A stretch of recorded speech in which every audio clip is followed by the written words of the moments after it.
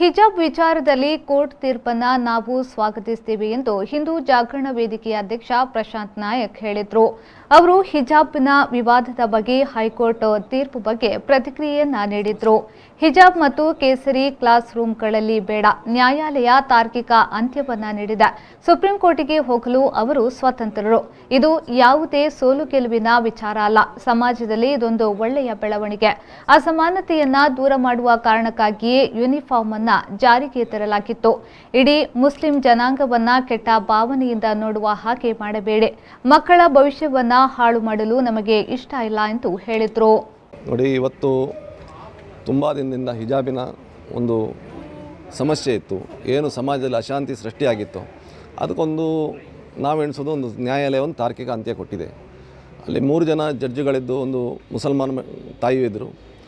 ಒಮ್ಮತದಿಂದ ಇದಕ್ಕೊಂದು ಅಂತ್ಯ ಕೊಡಬೇಕಂತೇಳಿ ಕ್ಲಾಸ್ ರೂಮ್ಗಳಲ್ಲಿ ಹಿಜಾಬಿನ ಅವಶ್ಯಕತೆ ಇಲ್ಲ ಅಂತ ಹೇಳುವಂಥದ್ದನ್ನು ಅವರು ನೇರವಾಗಿ ಅದಕ್ಕೆ ಒಂದು ಜಡ್ಜ್ಮೆಂಟ್ ಕೊಟ್ಟಿದ್ದಾರೆ. ಇದು ಸ್ವಾಗತಾರ್ಹ. ಇದನ್ನು ನಾವು ಸ್ವಾಗತಿಸ್ತೇವೆ. ಅವರು ಸುಪ್ರೀಂ ಕೋರ್ಟಿಗೆ ಹೋಗಲಿಕ್ಕೆ ಅವರು ಸ್ವತಂತ್ರರು, ಅದಕ್ಕೇನು ನಮ್ಮ ಆಕ್ಷೇಪ ಇಲ್ಲ. ನ್ಯಾಯಾಲಯಗಳು ಏನು ಹೇಳ್ತೇವೆ ಅದನ್ನು ಎಲ್ಲರೂ ಪಾಲಿಸುವಂಥದ್ದು ನಮ್ಮ ಧರ್ಮ. ಅದನ್ನು ಪಾಲಿಸಲಿಕ್ಕೆ ಮಾನಸಿಕವಾಗಿ ಸಿದ್ಧರಾಗಿ, ಮತ್ತಿದು ಯಾರ್ದು ಸೋಲುಗೇಲು ಅಂತ ಹೇಳುವಂಥದ್ದಲ್ಲ. ಇದು ಸಮಾಜಕ್ಕೊಂದು ಒಳ್ಳೆಯ ಇದೊಂದು ಬೆಳವಣಿಗೆ. ಇದನ್ನು ಎಲ್ಲರೂ ಸ್ವೀಕಾರ ಮಾಡಬೇಕು ಅಂತೇಳಿ ನಾವು ಹೇಳ್ತೇವೆ. ಅದು ಬಿಟ್ಟು ನಾವು ಮುಖವನ್ನು ಮುಚ್ಚಿ ಬರ್ತೇವೆ, ನಾಳೆ ಅದೇ ವಿದ್ಯಾರ್ಥಿನಿ ಅಲ್ಲಿದ್ದಾಳೆ ಅಂತ ಹೇಳಲಿಕ್ಕೆ ಆಗೋದಿಲ್ಲ. ಹಾಗಾಗಿ ಇದಕ್ಕೆಲ್ಲ ಆಸ್ಪದ ಬೇಡ. ಮೊದಲು ಯೂನಿಫಾರ್ಮ್ ಮಾಡುವಾಗಲೂ ಸರ್ಕಾರಗಳು ಎಲ್ಲ ಆಲೋಚನೆ ಮಾಡಿ, ಭೇದ ಭಾವ ಇರಬಾರ್ದು, ಎಲ್ಲರೂ ಒಂದೇ ಇರಬೇಕು, ಅಣ್ಣ ತಮ್ಮಂದರಾಗಿರ್ಬೇಕಂತೇಳಿ ಒಂದು ಒಳ್ಳೆಯ ಆಲೋಚನೆ ಮಾಡಿ ಇದನ್ನು ಮಾಡಿದ್ದಾರೆ.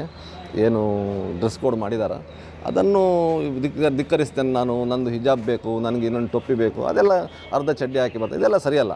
ಹಾಗಾಗಿ ನಾವೇ ಒಂದು ಆಲೋಚನೆ ಮಾಡಿ ನಾವು ಇಂಥದ್ದನ್ನೆಲ್ಲ ಬ್ರೇಕ್ ಮಾಡಿ ಕ್ಲಾಸ್ ರೂಮ್ಗಳಲ್ಲಿ ಎಲ್ಲರೂ ಯೂನಿಫಾರ್ಮ್ನಲ್ಲಿ ಒಂದೇ ರೀತಿಯಾಗಿ ಸಬ್ಕಾ ಸಾಥ್ ಸಬ್ಕಾ ವಿಕಾಸ್ ಅಂತ ಹೇಳ್ತಾರೆ ಏನು ಮೋದಿಜಿಯವರು, ಅಂಥದ್ದನ್ನು ಪಾಲಿಸಬೇಕು ಅಂತೇಳಿ ನಾವು ಅವರಿಗೆ ಕರೆ ಕೊಡ್ತೇನೆ.